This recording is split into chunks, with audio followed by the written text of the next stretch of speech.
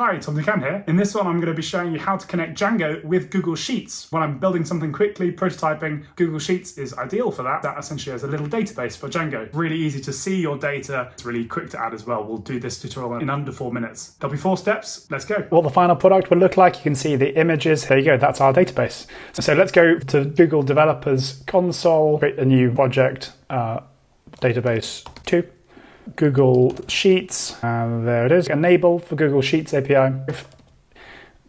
Enable, go to credentials, create credentials. We're going to create a service account, create and continue, put this as owner, then done. Click on this, click keys, add key, create new key, JSON. We'll need that in a second. Section 2, set up our Django app. So we've created a new virtual environment and then we're going to install Django and the packages that we need. Install these, and now we're going to create our Django project and our app. Copy and paste, there you go, core sim, manage.py, installed apps, and paste in sim. Section 3, we're going to add the credentials, and we need to create an environment file here, and then populate that with these credentials. Create our environment file here in core, and call it .env, that's it. You need to go into the JSON file that you got before, downloaded from Google with your credentials, and then paste in each item into the relevant key. There you go. Now I'll do the rest. I'm done, and we're going to add this so that we load our credentials. We're going to add that into the settings at the top. Delete this duplicate. Whenever our Django server runs, it will run settings.py and load our keys and values into our Django server as environment variables. Section 4, we're going to access our Sheets data. So we're going to go into sim and then create a file called services.py, copy this all in. And as you can see, it gets the credentials that we've just put in from our environment variables and then gets all the rows in our spreadsheet and then returns them as a list of dictionaries. And now we want to add our views. Go to sim, views, create it if it doesn't exist, photo wall.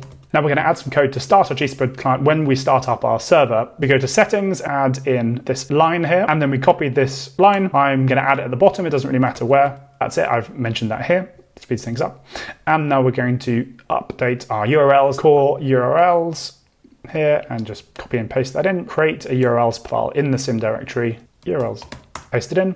And now we want to create a template. Create a templates directory in sim, templates. This will hold our HTML that we will render. Photo wall.html. Copy this, you see it's got lots of styling here for photo cards, and then it renders each photo here using the data that we'll get from our Google spreadsheet. Copy that in.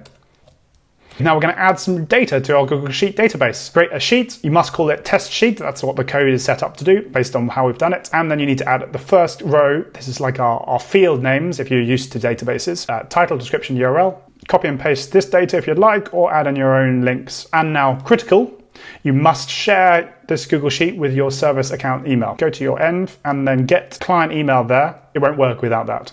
So go and click on that button, share, paste that into the share. And so now we've shared that. And now Python manage.py run server, click to visit it. And then there they are. You see how easy it is to add data, super light, super cheap. It takes a little bit of time to load, but it's manageable. We can change Berto, for example, to Lexis, refresh, and it's immediately updated like that. So for a database that is quick, easy, it's super for a prototype and very, very light. So congrats. If you wanted to expand this app, you could add an upload function. There's a lot of bad advice actually on how to upload with Django, and so I've made a video here about how to do it properly. I'm making lots of videos generally, so I hope you found that useful.